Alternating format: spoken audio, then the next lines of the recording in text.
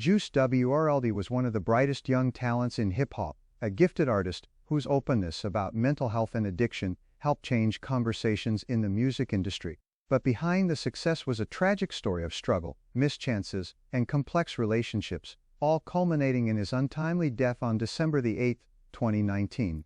Recently, new insights have emerged from court documents and those closest to him, revealing deeper truths about what really happened in the final months of his life. This narration will take you through those revelations, providing a comprehensive look at Juice WRLD's struggles, the people around him, and the tragic events that led to his passing. Section 1. Early signs and struggles. Long before that fateful night in Chicago, Juice WRLD, born Jared Higgins, had been battling demons that weren't visible on the surface. His addiction wasn't sudden.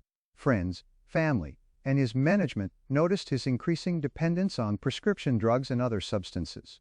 Juice's manager and longtime friend, Lil Bibby, who played a pivotal role in Juice's rise, has spoken candidly about the guilt he carries regarding Juice's struggles.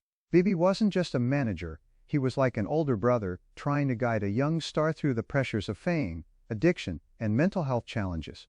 Bibby and others in Juice's circle saw him spiral for months. They recognized the signs, but often felt powerless or unsure how to intervene effectively. In the streets and the music world, loyalty sometimes meant not confronting someone directly, especially if that confrontation risked pushing them away. Section 2. The intervention attempts. As Juice's condition worsened, his inner circle organized what could be described as an intervention, though it wasn't a formal one. Family members, close friends, and team members, including Juice's cousin and road manager, gathered to express their concern. Bibby participated remotely, on the phone, during these critical conversations.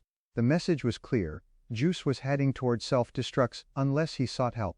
Juice agreed to enter rehab, but made it clear he wasn't ready to quit using altogether. He said he would lower his dosage, but insisted he wouldn't stop. This response was a glaring warning sign. It meant he was not fully committed to recovery and was still caught in the grip of addiction. Section 3. The role of those around him. Among those close to Juice was rapper D Savage, who publicly claimed to have had deep, meaningful talks with Juice about their shared struggles with addiction.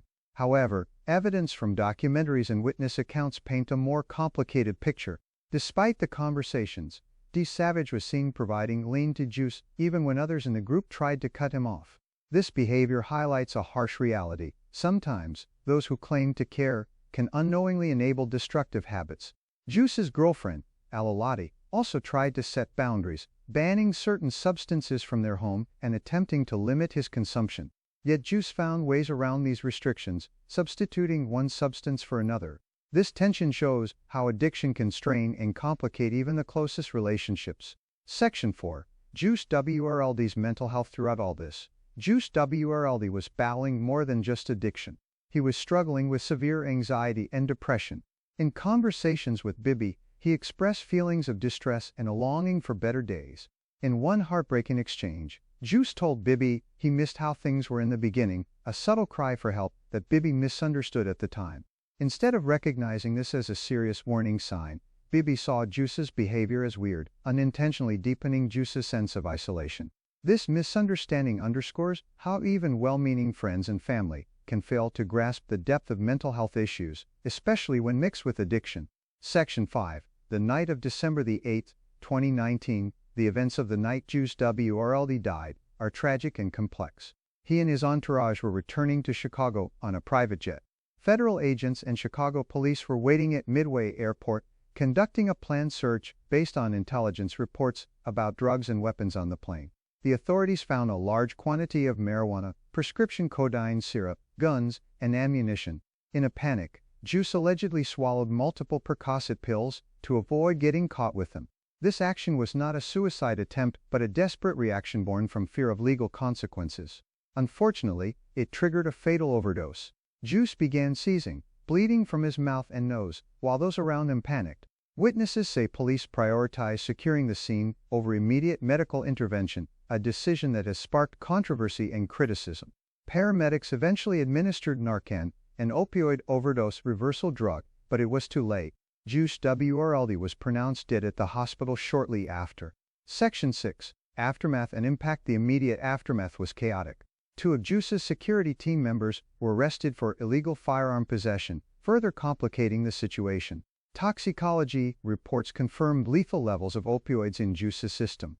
His death was ruled an accidental overdose. But the tragedy was more than a single night's event. It was the result of months of escalating drug use, failed interventions, and a support system that, despite good intentions, was unprepared to handle the severity of his addiction. Section 7. Those who tried to help. Among Juice's closest allies was Chris Long, his videographer and childhood friend. Long went to great lengths to protect Juice, even testing pills for fentanyl contamination to reduce the risk of accidental death. However, this effort also highlights a difficult truth. Sometimes harm reduction can unintentionally enable continued use rather than encourage sobriety. DJ Scheme, another close friend, publicly apologized after controversy arose over conspiracy theories and misinformation regarding Juice's death, affirming his belief in the official cause.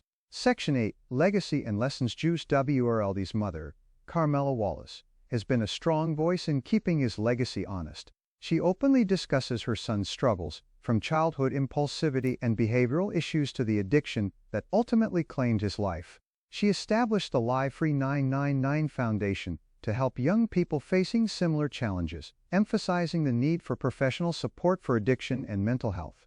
Juice WRLD's story is a powerful reminder of how fame, mental health, and substance abuse intersect, and the importance of comprehensive support systems for young artists. His music continues to resonate, helping millions feel understood and encouraging open conversations about struggles that are often hidden. Closing, the story of Juice WRLD is heartbreaking, but it also carries a vital message. Addiction is complex, recovery is difficult, and prevention requires awareness and support. As more details emerge and his legacy grows, the hope is that Juice's story will inspire change and save lives. Subscribe and follow for more content similar to this, so that I know that I need to make more similar content.